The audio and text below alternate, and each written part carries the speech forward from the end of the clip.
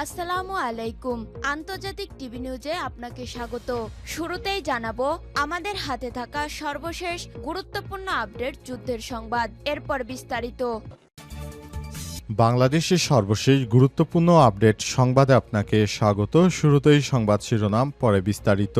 প্রথমেই জানাবো আমাদের হাতে থাকা সর্বশেষ গুরুত্বপূর্ণ সবথেকে তাজা আপডেট সংবাদ। শাহবাগে এনসিপির দুই গ্রুপে সংঘর্ষ, আহত এক। আর্থিক লেনদেন সংক্রান্ত বিরোধকে কেন্দ্র করে জাতীয় নাগরিক পার্টি এনসিপির দুই গ্রুপের মধ্যে ব্যাপক সংঘর্ষের ঘটনা ঘটেছে আজ রাতে রাজধানীর শাহবাগে অবস্থিত শহীদ আবু সাইদ কনভেনশন হলে এই ঘটনা ঘটে।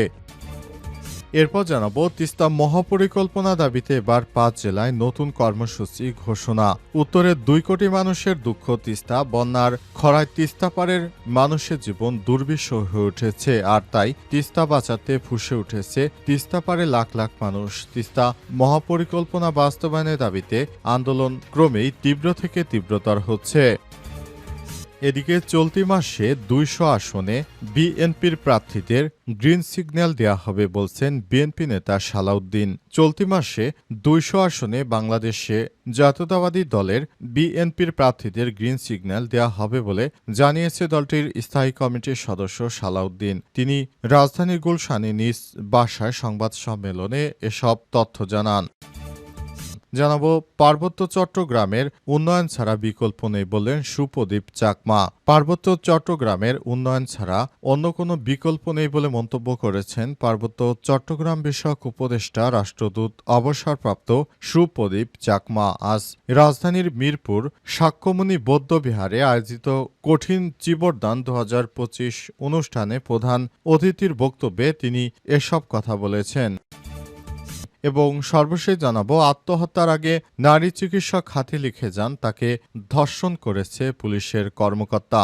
ভারতের মহারাষ্ট্র রাজ্যে এক নারী চিকিৎসক আত্মহত্যা করেছেন। মৃত্যুর আগে নিজের হাতে তালুতে লেখা একটি নোটে তিনি দুই পুলিশ কর্মকর্তার বিরুদ্ধে ধর্ষণ ও মানসিক নির্যাতনের অভিযোগ তুলেছেন। ঘটনাটি ঘটেছে সাতারা জেলার ফলতন এলাকায়। খবরে বলা হয়েছে রাতে জেলার ফালতান অঞ্চলে একটি হোটেল কক্ষে তাকে ঝুলন্ত অবস্থায় পাওয়া গেছে। তিনি মূলত বিড জেলার বাসিন্দা এবং ফালতানের হাসপাতালে কর্মরত একজন চিকিৎসক। দেশটির সংবাদ সংস্থা পিটিআর তথ্য মতে নোটে তিনি অভিযোগ করেছেন সাব ইন্সপেক্টর গোপাল বাদানে গত ৫ মাসে তাকে একাধিকবার ধর্ষণ, যৌন হয়রানি করেছে। এছাড়াও প্রশান্ত বাংকার নামের আরেক পুলিশ সদস্যের বিরুদ্ধেও তিনি মানসিক নির্যাতন ও ধর্ষণের অভিযোগ করেছেন। প্রিয় দর্শক, এতক্ষণ শুনছিলেন সংবাদ শিরোনাম, এবারে বিস্তারিত। তবে তার আগে বন্ধুরা অনুরোধ থাকবে এই সংবাদটিতে একটি লাইক দিন। এই চ্যানেলে আপনি নতুন হয়ে থাকলে আমাদের সংবাদটি দেখতে দেখতে চ্যানেলটি সাবস্ক্রাইব করে রাখুন। কমেন্ট করে বন্ধুরা আপনার মূল্যবান মতামত জানিয়ে দিন আপনি বিশ্বের কোন দেশ থেকে বা বাংলাদেশের কোন স্থান থেকে আমাদের সংবাদটি দেখছেন এবং শুনছেন। আর বন্ধুরা সংবাদটি আপনার সোশ্যাল মিডিয়া ফেসবুকে শেয়ার করে বন্ধুদেরও দেখার সুযোগ করে দিন। এবারে বিস্তারিত।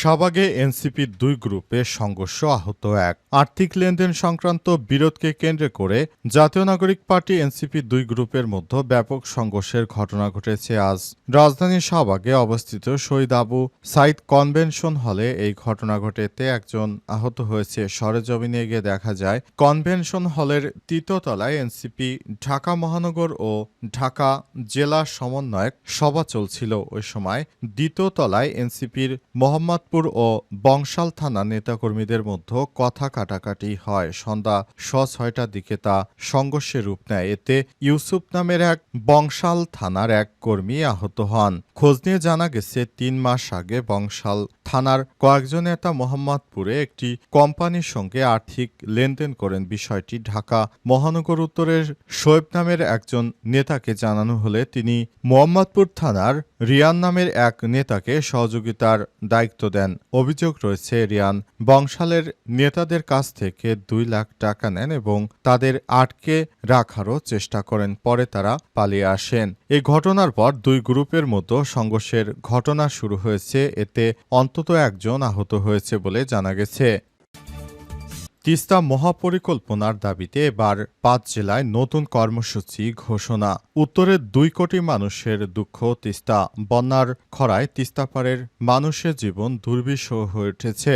আর তাই তিস্তা বাঁচাতে ফুঁসে উঠেছে তিস্তাপাড়ের লাখ লাখ মানুষ। তিস্তা মহাপরিকল্পনা বাস্তবায়নের দাবিতে আন্দোলন ক্রমেই তীব্র থেকে তীব্রতর হচ্ছে।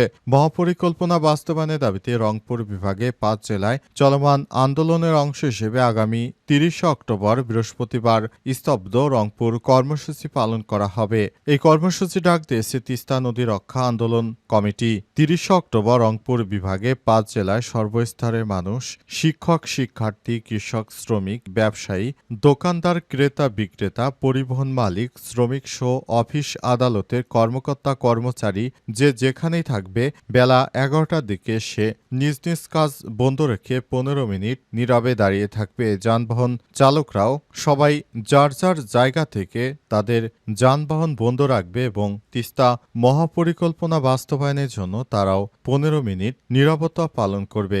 অবস্থায় যেন তিস্তাপাড়ের মানুষের মনের আশা পূর্ণ হয় এবং সরকার যেন তিস্তা মহাপরিকল্পনা বাস্তবায়ন করেন সে ব্যাপারে কাজ করতে হবে। তা না হলে নতুন বাংলাদেশ গড়ে তোলা যাবে না বলে মনে করেন তারা। এই তিস্তার নদী নিয়ে ভারত অনেক রাজনীতি করেছে। ভারতের এই রাজনীতির অবসান ঘটাতে হবে বলে মনে করেন তারা। এজন্য অন্তর্বর্তীকালীন সরকারের প্রতি তারা আহ্বান জানিয়েছে যাতে করে তিস্তার পাড়ের মানুষের দুর্ভোগ লাঘব করার ব্যাপারে সরকার কাজ করে। অতীতে আরও অনেক সরকার তিস্তা মহাপরিকল্পনা বাস্তবায়নের যত প্রতিশ্রুতি দিয়েছে বাস্তবে সেটি কখনোই হয়নি। চলতি মাসে ২০০ আসনে বিএনপি প্রার্থীদের গ্রিন সিগন্যাল দেয়া হবে বললেন সালাউদ্দিন। চলতি মাসে ২০০ আসনে বাংলাদেশে জাতীয়তাবাদী দল বিএনপির প্রার্থীদের গ্রিন সিগন্যাল দেয়া হবে বলে জানিয়েছে দলটির স্থায়ী কমিটির সদস্য সালাউদ্দিন আহমেদ। আজ রাজধানীর গুলশানে নিজ বাসায় সংবাদ সম্মেলনে এসব কথা বলেছেন সালাউদ্দিন। সালাউদ্দিন বলেন, আমরা চলতি মাসের মধ্যেই কাজগুলো শেষ করতে চাই।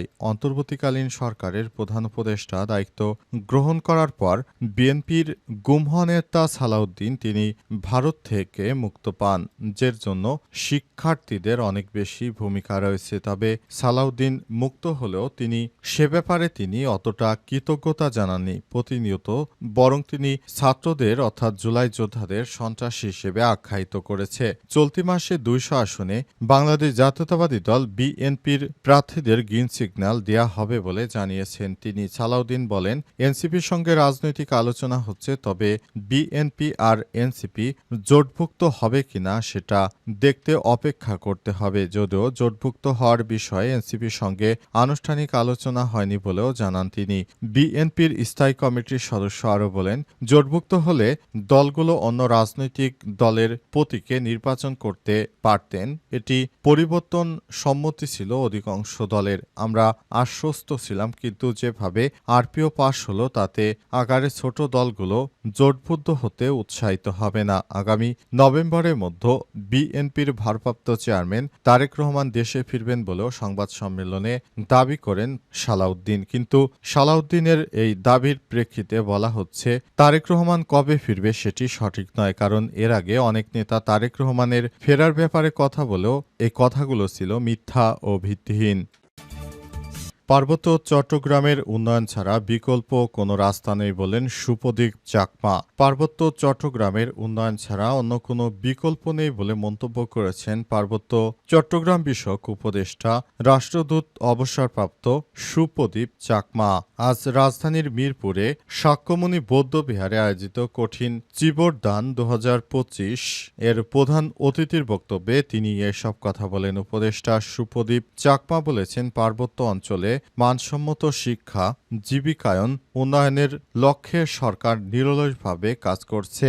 ২০২৫ সালের নভেম্বরের মধ্যে পার্বত্য চট্টগ্রামের ১০০টি শিক্ষা প্রতিষ্ঠান ডিজিটালাইজেশন করা হবে। ইতিমধ্যে অধিকাংশ বিশ্ববিদ্যালয় মাল্টিমিডিয়া ক্লাসরুম চালু করা হয়েছে এবং নির্ধারিত সময়ের মধ্যে সব ডিজিটাল কার্যক্রম সম্পন্ন করা হবে বলে জানান তিনি। তিনি আরও বলেছেন, প্রধান উপদেষ্টা ডক্টর ইউনূসের নির্দেশনা অনুযায়ী এবছর নভেম্বরের মধ্যে 65 স্কুলে ডিজিটাল কার্যক্রম বাস্তবায়ন নিশ্চিত করতে মানসম্মত শিক্ষা গুরুত্ব তুলে ধরতে উপদেষ্টা আরও বলেছেন, পার্বত্য অঞ্চলে ছেলেমেয়েদের প্রতিভাবান সুযোগ পেলে আরও ভালো কিছু করতে পারবে। তাই অবশ্যই আমাদেরকে পার্বত্য চট্টগ্রাম নিয়ে ভাবতে হবে। পার্বত্য চট্টগ্রাম নিয়ে ভাবার সময় এসেছে। আমরা যারা পাহাড়ি জনগোষ্ঠী রয়েছি তাদের জীবনমান যেন আরও উন্নত করা যায়, সে অনুযায়ী সরকার ইতিমধ্যেই কাজ শুরু করেছে বলে মন্তব্য করেছেন সুপ্রদীপ চাকমা।